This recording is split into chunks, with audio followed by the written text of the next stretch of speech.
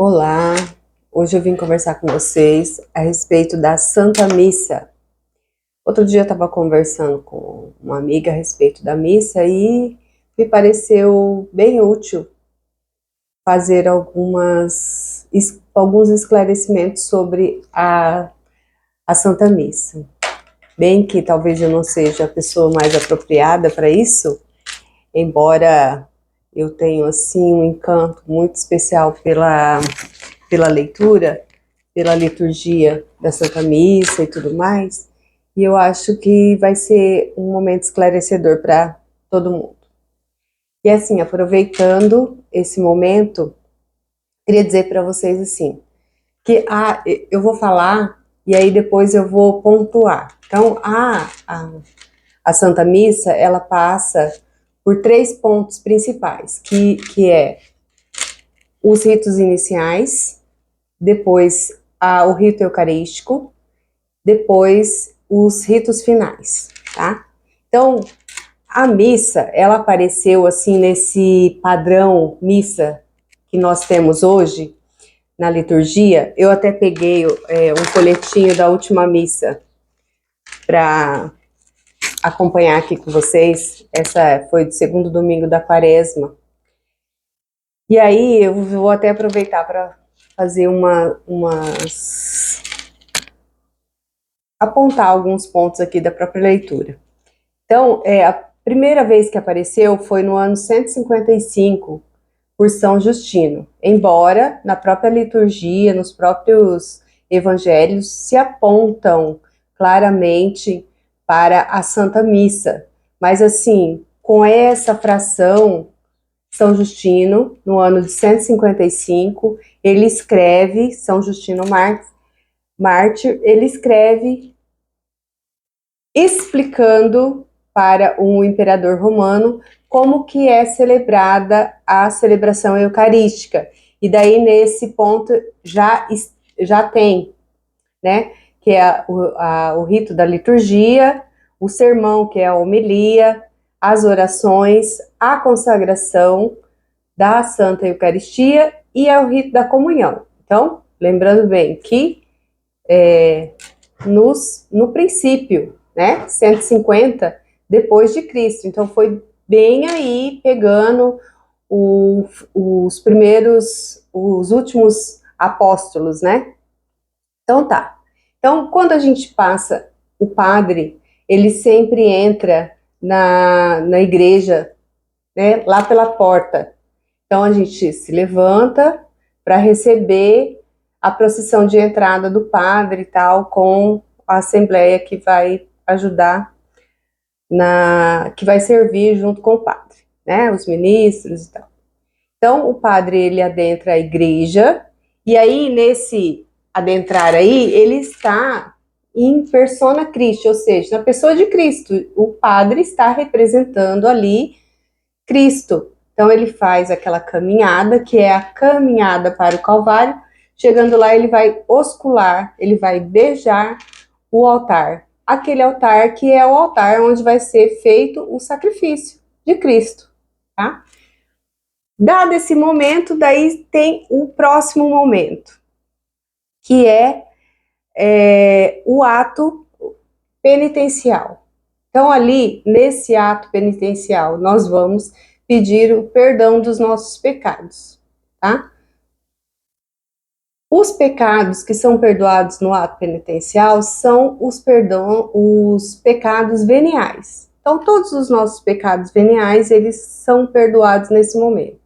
Todas aquelas pessoas que querem participar da Santa Eucaristia, elas precisam estar ausentes de pecado, principalmente de pecados mortais, tá? Isso aí a gente pode fazer um outro vídeo só para explicar sobre a diferença dos pecados mortais e pecados veniais. Está. Então, você faz ali o seu perdão dos seus pecados. Então, aquele momento ali de contrição, eu, por minha culpa, minha grande culpa, peço perdão por mim, né, pela igreja. Por que a gente pede perdão pela igreja? Deixa eu explicar uma coisa bem simples para vocês entenderem. Jesus é a cabeça e nós somos o corpo da igreja. Então, o corpo, a comunidade, o corpo, ele é feito de muitos tijolinhos que somos nós. Se eu quebrar um tijolinho, ou seja, eu quebro aquele meu combinado com Jesus, que é o meu pecado.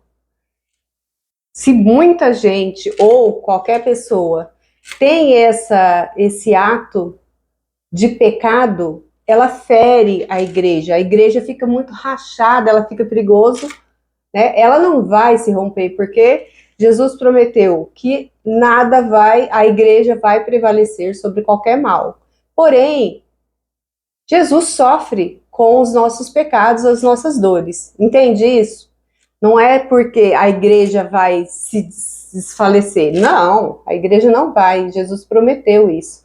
Porém, ela sofre o corpo de Cristo, a igreja sofre com o pecado. Por isso que a gente reza sempre pelo perdão dos nossos pecados e também rezamos pelo perdão dos pecados da nossa igreja. Né? Inclusive, durante as orações da missa, a gente pede isso, tá?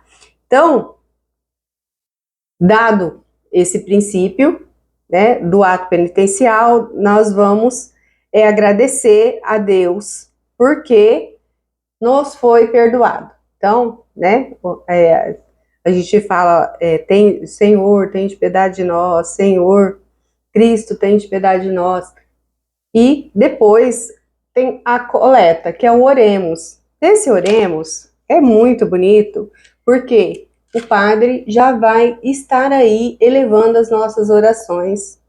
E esse oremos, ele vem de acordo com o que vai ser a leitura do dia. Tá?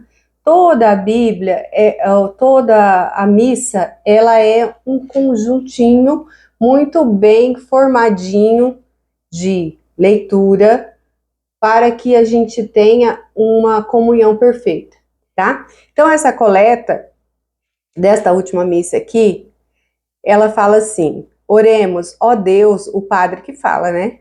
Ó Deus, que nos mandaste ouvir o seu Filho amado, alimentai-vos com a vossa palavra, para que, purificados o olhar da nossa fé, nos alegremos com a visão da glória. Então, o padre está chamando aqui, né, a nossa atenção, porque esse segundo domingo foi o domingo da transfiguração de Jesus.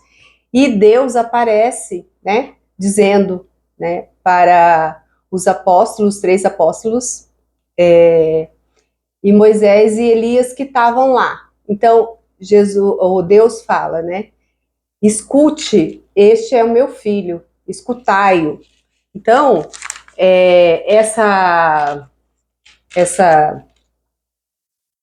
invocação, né? Desculpa a palavra, essa invocação para que prestemos atenção na palavra de Jesus, que é para nós escutar, obedecer, né? Então, aí já se vai para os momentos da primeira leitura. As leituras, elas acontecem que existe uma coisa que a gente fala, que são sempre uma prefiguração. O que é uma prefiguração? É um paralelo do que aconteceu no passado para o que vai acontecer com a revelação quando Jesus iria chegar. Então, os antigos sabiam que em um determinado momento Jesus ia chegar.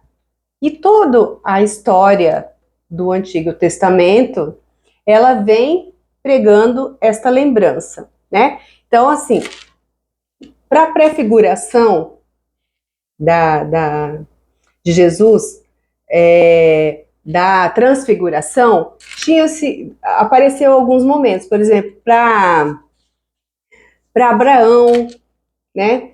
Deus apareceu como um anjo falando para ele na hora que ele ia matar ou fazer o sacrifício do seu filho, para sempre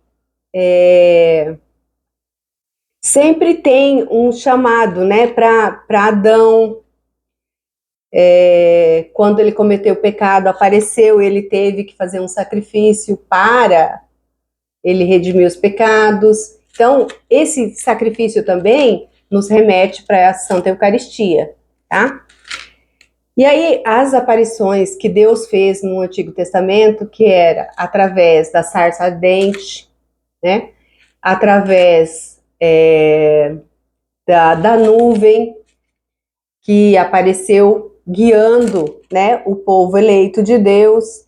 Então, essas manifestações já apontavam para a transfiguração de Jesus.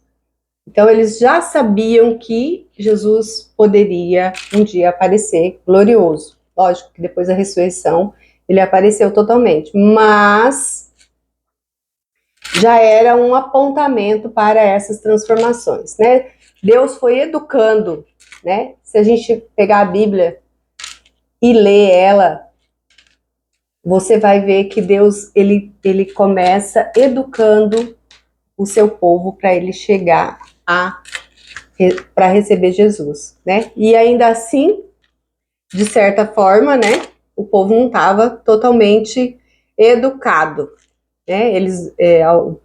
Algumas pessoas duvidaram da presença viva de Cristo, tá? Então, essas leituras, elas são, a igreja é mãe e mestra, ela é muito inteligente para fazer essa formulação. Então, é pegado a leitura do Antigo Testamento, o Salmo também, ele tem a ver, obviamente, com o que se está falando, né? No caso do Salmo de domingo foi: sobre nós venha, Senhor, a vossa graça, venha a vossa salvação. Ou seja, venha Espírito Santo sobre nós, né? O Espírito Santo é o quê? É uma aparência que nós entendemos como o dedo de Deus, que foi que escreveu os mandamentos, nós entendemos como a aparição de Deus na sarça, nós entendemos também do Espírito Santo como a pomba, né? Então, são ligações que vão se aparecendo para a gente entender, né? A transfiguração. Tudo isso aponta para isso. Daí tem a segunda leitura.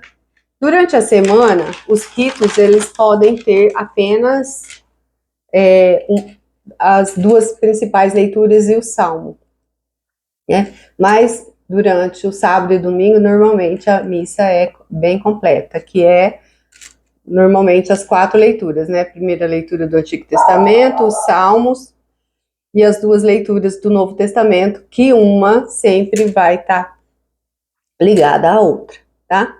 Então, depois nós temos a aclamação do Evangelho e depois nós temos o Evangelho em si, que ele é proclamado e escutado em pé, né, pela Assembleia, que somos nós. Então, o padre vai ler, né, e essa proclamação do Evangelho de Cristo, né, o padre está ali em persona Cristo, lendo para nós, né? Por isso que nós temos que ter toda essa reverência com a Bíblia, com os evangelhos, né? Então, o padre vai ler. Nesse caso aqui, a leitura foi de Mateus 17, 1 a 9, depois se vocês quiserem pegar, que é a transfiguração, né, de Jesus no Monte Tabor. Inclusive, quando a gente faz o terço, né, luminoso, a gente fala sobre a transfiguração e é sobre esse texto que nós devemos meditar, né? Nós vamos meditar o quê? Quem que estava lá, né? Moisés e Elias, Pedro, Tiago e João, que estavam acompanhando, que viram a voz de Deus. É sobre isso que nós temos que meditar nesse mistério, tá? Eu já gravei sobre o terço, eu tenho aí no canal da Catequese, sobre os versículos bíblicos encaixados no terço, tá? A homilia, o padre, ele vai falar especificamente sobre o evangelho, né? Não é o que o padre pensa. Lógico que ele pode dar a entonação dele, escolher as palavras dele, mas é o que a igreja quer que os cristãos saibam, tá? É uma orientação geral. Todo mundo vai ler a mesma leitura no mundo inteiro deste dia e vai receber as mesmas orientações, tá? Então, é muito bonito isso, porque é realmente a igreja una, né? Aí tem as orações dos fiéis, que antes disso tem a profissão de fé, né? Nós declaramos que a gente crê, né, na igreja, crê em Cristo, crê na salvação, crê nos santos. Essa é a nossa profissão de fé. Aí tem as orações dos fiéis, que são as petições, que Deus ainda, durante todo esse processo, Ele ainda permite que nós possamos pedir, né? E a gente pode pedir para aquele que tudo pode, né? E aí vem o rito eucarístico, começa daí depois das orações, dos pedidos dos fiéis, que são as preces. Aí, a preparação das oferendas. A parte das oferendas eu acho muito linda, depois que eu entendi, porque antes eu não entendia, sinceramente. E o que é as oferendas? Ela é a nossa preparação, é a nossa oferta. Digamos que seria o nosso sacrifício imperfeito para Jesus. Então, a nossa oferta, ela é referente para apagar os nossos pecados, tá? Ela é referente para é a nossa oferenda do dia ali, da nossa oferta para Jesus, tá? O pai pode fazer em nome da família, ou cada um pode fazer.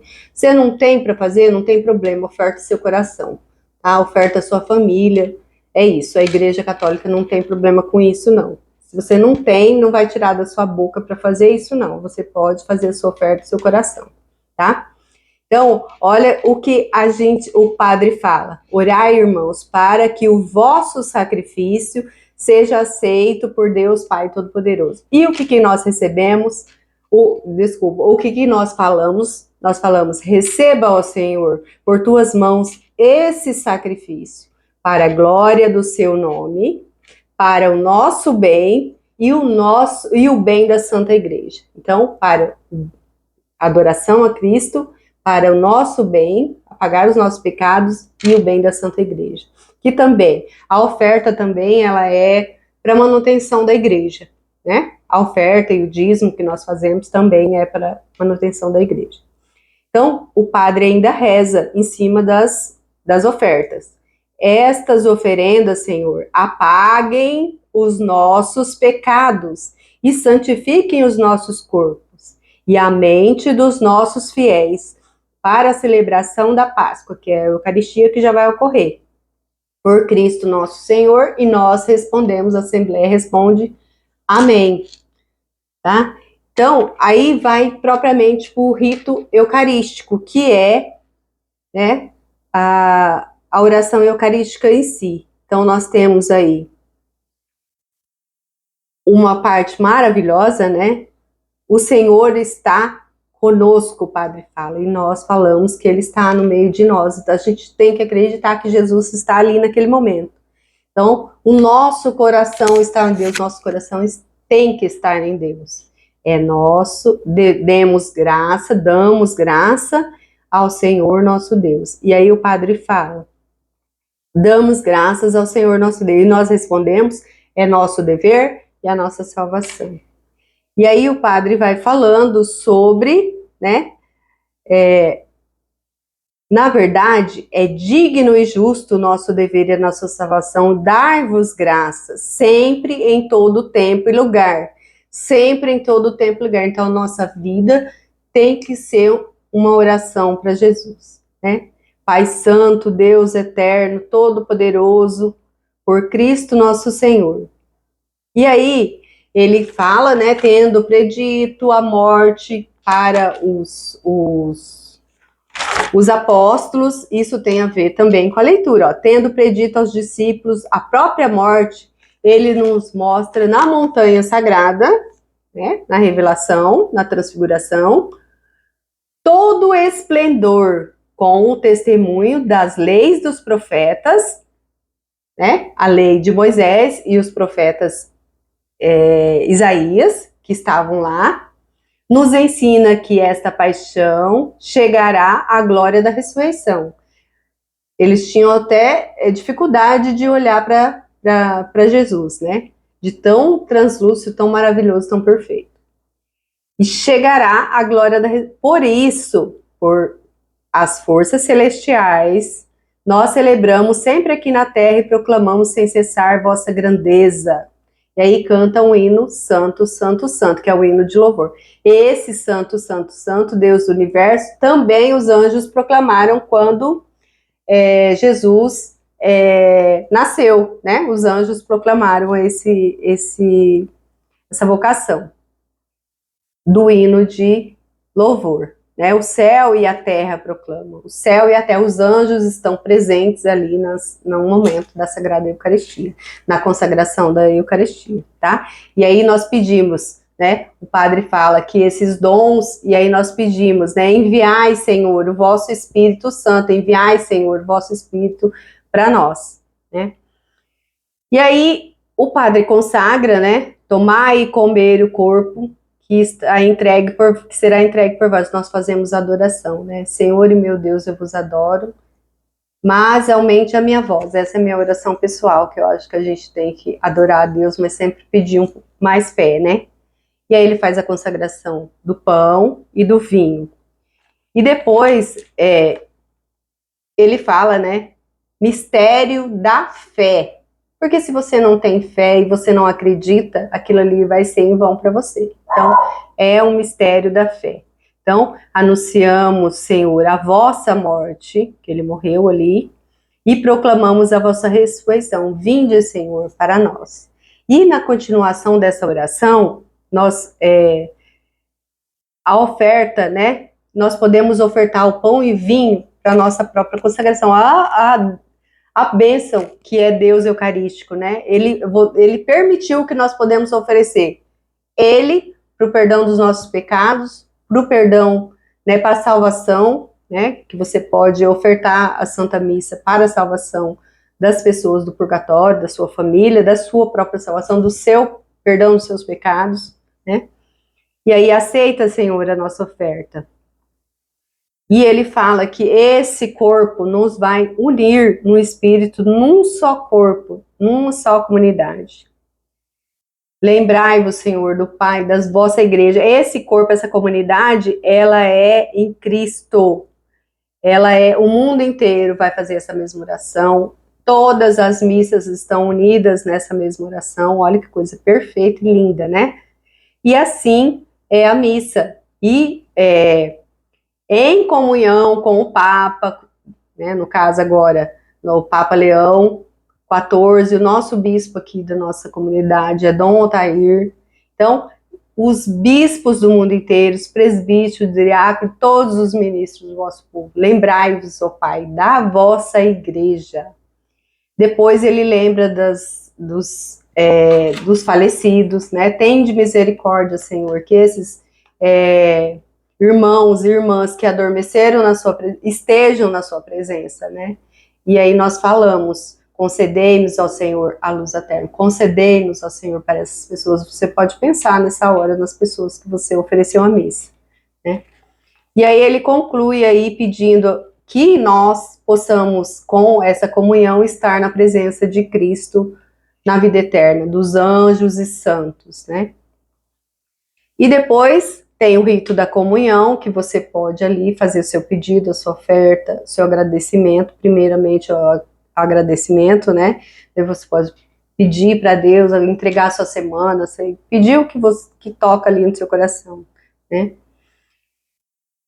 Tem aí depois, nesse mesmo rito da comunhão, nós fizemos o Pai Nosso, que a gente não fala amém, porque a oração continua, depois tem a oração da paz, e depois da comunhão, nós ficamos ali, né, um pouco, e Deus, o Padre fala, oremos, que nós comungamos, Senhor, no mistério da vossa glória, e nos empenhamos a render graças, porque concebeis ainda na terra, participai dos bens do céu. Ainda na terra nós participamos com a glória de Deus.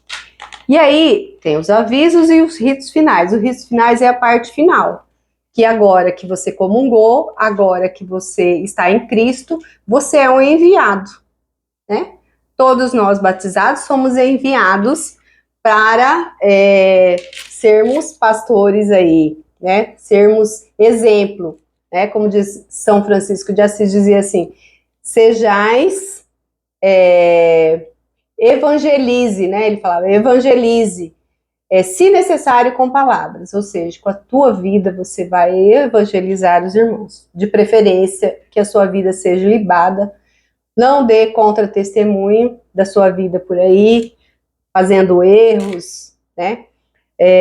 Depois a gente pode falar um vídeo só sobre comportamento na missa, os rituais, vestimentas na missa, né? A gente tem que ter caridade também na missa com as vestimentas, por você, sim, claro, mas pelos outros irmãos também, né? Você tem uma vestimenta adequada na missa, uma roupa que não seja transparente, que não seja curta.